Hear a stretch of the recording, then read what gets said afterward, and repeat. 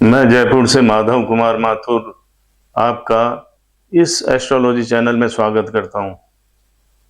पिछले वीडियो में हमने पढ़ा था तारा विचार के बारे में, देखा था कि तारा विचार क्या होता है, लेकिन उसके दोषों और परिहारों का बताना थोड़ा सा रह गया था। तो आज हम पहले उसका डिस्कस करेंगे कि तारा विचार के दोषों का परिहार कैसे होता है, और उसके बाद हमारा जो नेक्स्ट टॉपिक है योनि विचार पर हम डिस्कस करेंगे।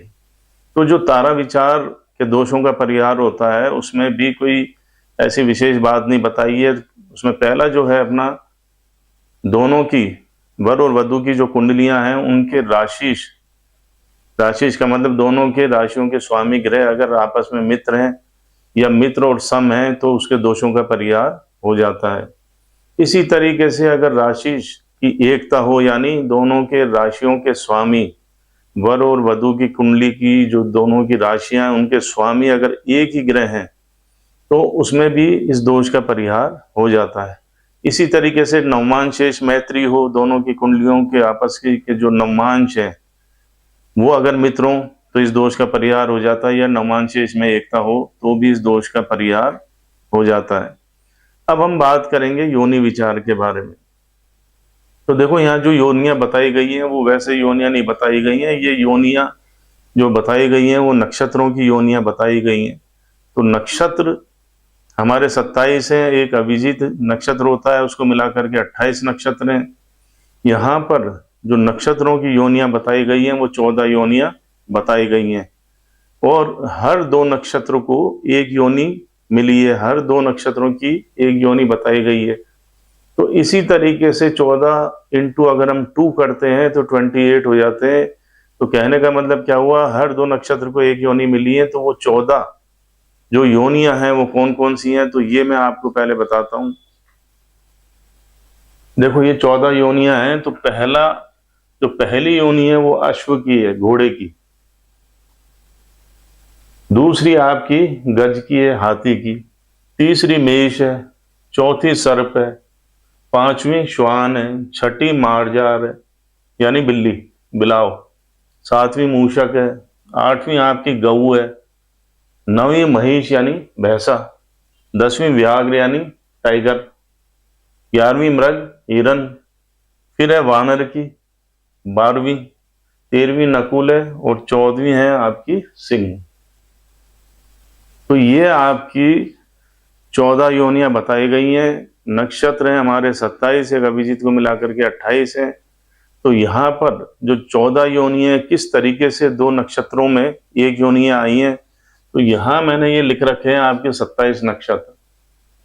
तो अश्विनी को अश्व मिली हुई है योनि, भरणी को हाथी, कृतिका को मेष, रोहिणी को सर्प, मृगशिरा को सर्प, आद्रा को कुत्ता, पुनर्वसु को बिलाव, पुष्य को मेष, अश्लेषा को बिलाव, मघा मूषक, पूर्वा फाल्गुनी मूषक, उत्तरा फाल्गुनी गऊ, हस्त भैंसा, चित्रा को व्याघ्र, स्वाति को भैंसा, विशाखा को व्याघ्र, अनुराधा को हिरण की, ज्येष्ठा को हिरण की, मूल नक्षत्र को कुत्ते की, पूर्वाषाढ़ को वानर की, उत्तराषाढ़ को नकुल की, श्रवण को वानर की, धनिष्ठा को सिंह की, शतभिषा को अश्व की, पूर्व भाद्रपद को सिंह की, उत्तर भाद्रपद को गऊ की, और रेवती को हाथी की। तो इस तरीके से ये जो 27 नक्षत्र है इनको जो योनियां दी गई हैं, मतलब एक योनि दो दो नक्षत्र में बटी है। जैसे अब आप यहां देखो कि अश्विनी जो नक्षत्र है उसको अश्व घोड़े की मिली हुई है, तो यहाँ शतभिषा नक्षत्र को भी अश्व की मिली हुई है। तो कहने का मतलब क्या हुआ, एक योनि दो नक्षत्र में आ गई। इसी तरीके से भरणी को हाथी की मिली हुई है, और यहां पर रेवती को यह हाथी की मिली हुई है। कृतिका नक्षत्र मेष यानी मेंढा, तो यहाँ कृतिका नक्षत्र को मेंढे की योनि मिली हुई है, तो यहाँ पुष्य नक्षत्र को मेंढे की योनि मिली हुई है। तो इस तरीके से ये 27 नक्षत्र है, और कैसे एक एक योनि दो दो नक्षत्र में बटी हुई है, तो ये आप यहाँ देख सकते हैं। अब 14 योनि मैंने आपको बताई, तो योनि विचार इसलिए इंपॉर्टेंट होता है क्योंकि योनि विचार, जैसे अपन कई बार कहते हैं कि देखो ये पति पत्नी किस तरीके से कुत्ते बिल्ली की तरह लड़ रहे हैं, और उनके जो मन के जो भावनाएं हैं, मन की मतलब मेंटेलिटी, तो योनि विचार से उनकी मन की मेंटेलिटी देखी जाती है कि इनका आपसी संबंध किस प्रकार से रहेगा, कि प्रेम रहेगा कि नहीं, कि इनके मन के विचार मिलते हैं या नहीं। तो योनि विचार से ये देखा जाता है। मैंने आपको ये भी बताया था कि जैसे जिस सीरियल से ये लिखे हुए हैं उसी सीरियल से इनको मार्क्स मिलते हैं। तो यहाँ योनि विचार ये चौथे नंबर का है, तो इसका मतलब यहाँ 4 मार्क्स मिलेंगे। अगर योनि विचार करते वक्त अगर दोनों की योनियां सेम है, दोनों की योनियां सेम है तो 4 नंबर मिल जाएंगे। और अगर मान लो योनियों में मित्रता है, दोनों की योनियों में मित्रता है, तो उनको 3 नंबर मिल जाएंगे। अगर योनियों में उदासीनता है दोनों की योनियों में, तो 2 नंबर मिल जाएंगे। और अगर शत्रुता है तो 1 नंबर मिल जाएंगे। और अगर महाशत्रुता है तो 0 मार्क्स उसको मिलेंगे। तो यहाँ जो ध्यान रखने वाली बात है वो सबसे बड़ी ये है कि अगर योनियों में समानता है लेकिन उनके नक्षत्र अलग अलग होने चाहिए। दोनों की योनि अगर एक है और उनके नक्षत्र अलग अलग हैं तो उनको क्या है, 4 मार्क्स मिल जाएंगे। और वो संबंध ऐसा संबंध अच्छा बताते हैं।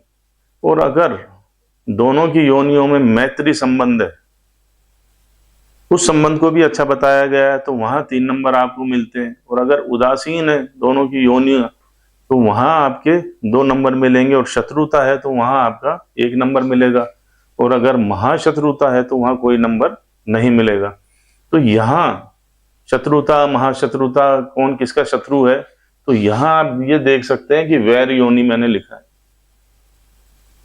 कि कौन सी योनि किसकी वैरता रखती है, मतलब किससे उसकी दुश्मनी, किससे उसकी शत्रुता है। तो यहाँ पर महिष यानी भैंसा और ये घोड़ा, इनकी आपस में कभी नहीं बनती। सिंह और गज, शेर और हाथी की नहीं बनती। मेष और वानर मतलब मेंढा और वानर की कभी नहीं बनती। श्वान और हिरन, इसकी नहीं बनेगी, कुत्ते की और हिरन की।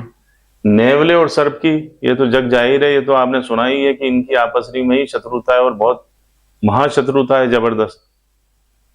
फिर मार्जार, बिलाव और चूहे, इनकी नहीं बनती है। ये हम देखते ही हैं कि घर में जब चूहे अधिक हो जाते हैं तो हम क्या करते हैं, बिलाव बिल्ली को पाल लेते हैं। और गऊ और टाइगर, तो ये इस तरीके से ये वैर योनि है, इन योनियों की आपस में नहीं बनती है।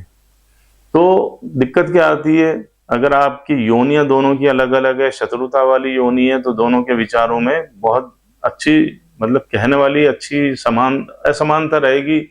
दोनों के विचार मिलेंगे नहीं। हमेशा कहते हैं हम भी कि देखो पति पत्नी कुत्ते बिल्ली की तरह लड़ रहे। कई बार ऐसा सुनने में आता है। अगर किसी की योनि बिलाव है और किसी की चूहे की है, तो कहाँ आप खुद ही सोच सकते हो कि वो उनके मन और विचार आपस में नहीं मिलेंगे। तो इस तरीके से हमें योनि विचार का भी ध्यान रखना चाहिए।